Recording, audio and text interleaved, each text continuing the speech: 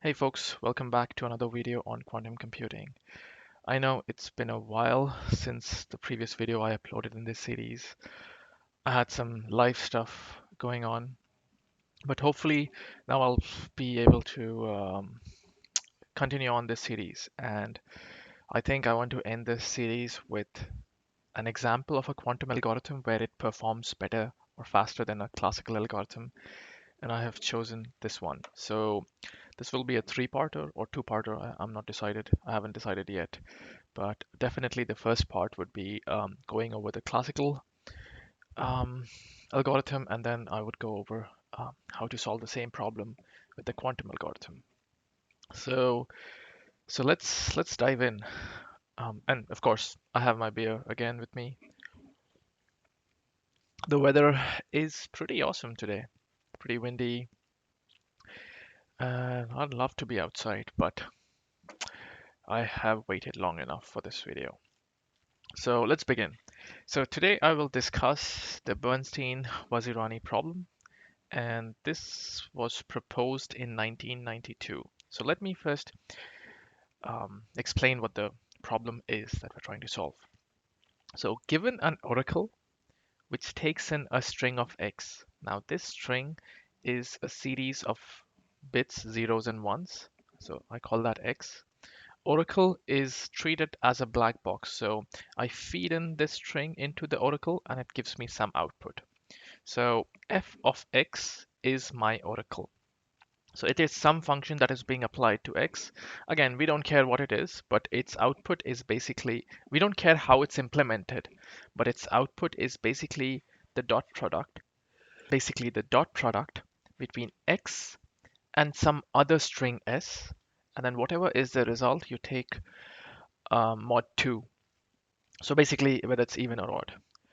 Right? So basically dot product is x1, s1, the first bits multiplied together, the second bits, third bits, and so on. And then whatever the sum is, you mod it by 2. So that's the result. Now s is some secret string that we don't know. It is part of this oracle.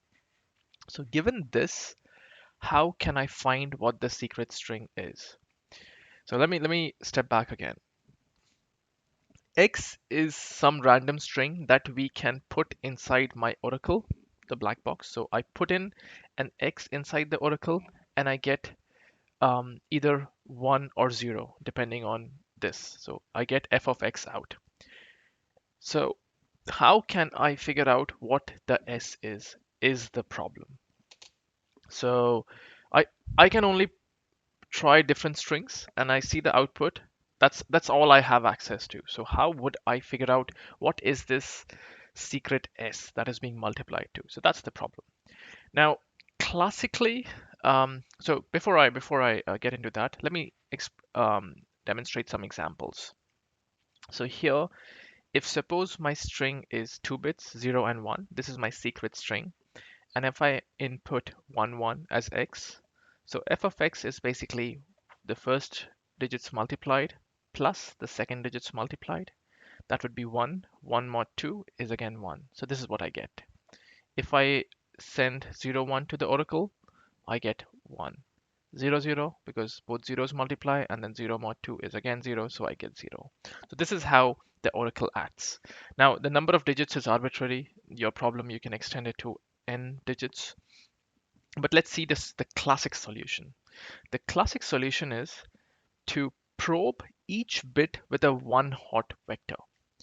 Now, one hot vector is basically, so given a string of all zeros, only the relevant bit would be 1. So for example, 1000 or 010. So here the first bit from the left is the relevant one, that's why it's 1.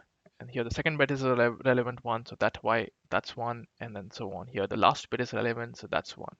So that's what um, one hot vector is. So the idea is that I will probe my oracle or the black box with all of these combinations of all of these one hot vectors.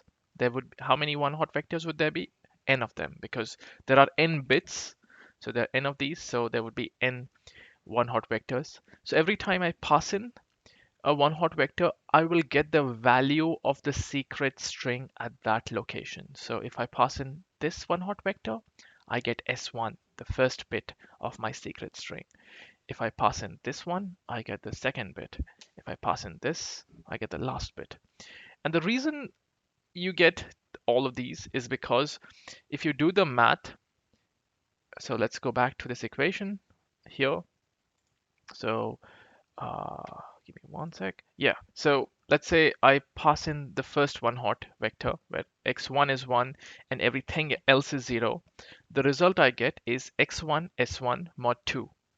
Now x1 is basically 1 because I passed in this one hot vector, and so the result I get is s1 mod 2. Now if s1 is 0, you get a 0. If s1 is 1, you get a 1. So you get the result back. So that's why if you just pass a 1 and all zeros, you get the value of the string. So because if there's a match, you get 1.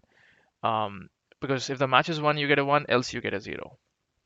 So let me demonstrate that with another example. So suppose, let's say my string is just 2-bit long, 0 and 1. So first I pass in this one hot vector, and then I would pass in this one hot vector. So when I pass in the first vector, the value I get is 0 because 1 times 0 is 0 and 0 times 1 is 0. 0 mod 2 is 0. So that's my first bit. And then I pass in the second one, I get 1. So that's my second bit. And lo, I have recovered 0, 1, which is what we started with. So basically, that's how you solve it. That's the classical solution. And it requires n queries because I have to query a one hot vector every time.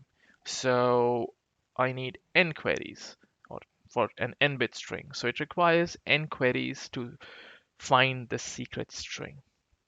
Now the question is, can we do it better? And the answer is yes. With a quantum algorithm, you can solve this problem with just one query.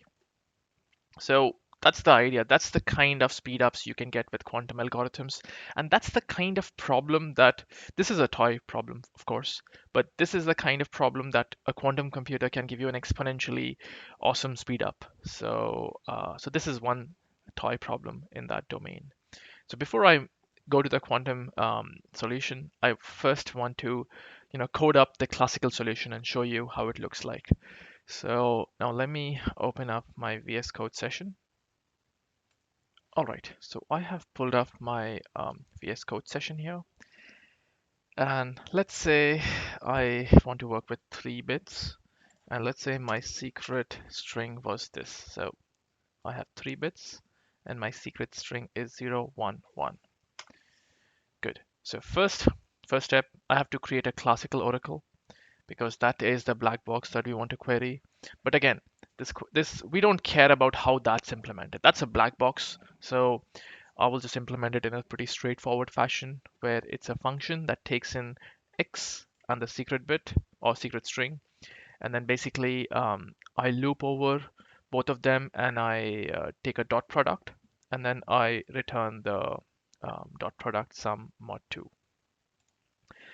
Pretty simple again, but this is a black box. We only care about what is the input and what is the result. So just to try this out, I pass in a sample value with 001 as my x and 001 as my s. And when I pass in, I get 1 because that's what the result should be.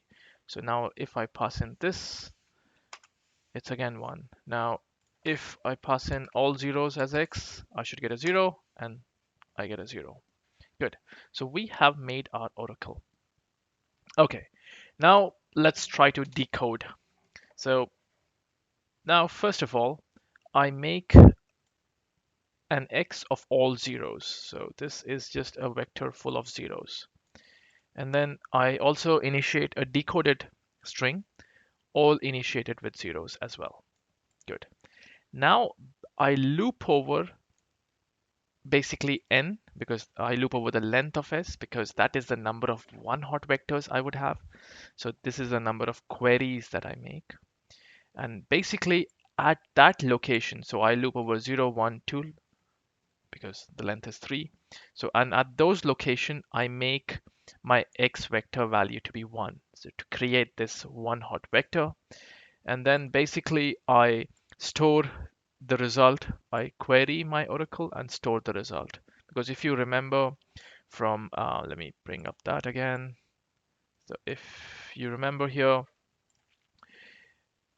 right, so the result, the first bit of the secret string is the value of the first one hot vector and so on. So the evaluation of the function or the black box on one hot vectors gave me the secret string. So let's go back to the code, and that is why this decoded for the decoded string, the ith position value is this value of the oracle evaluated with the one hot vector. Then once I'm done, I reset my x back to 0 because only one position should be one at a time in a one hot vector. And then I just print out my s. That's it. So let's run this, and you see I get 0, 1, 1, which was my original string. All right, awesome. So the key point to note is that I had to loop over 3 times. So I had to make 3 queries to find my secret string. The This is considered to be an instantaneous operation because it's a black box. So you don't care how much time that takes, but you care about everything else here. And that took 3 steps. That means 3 queries. So this is the classical solution to Bernstein-Vazirani's problem. And in the next video, we will look at how to approach this in a quantum mechanical manner or using a quantum computer. All right, so I will see you guys the next time. All right, bye.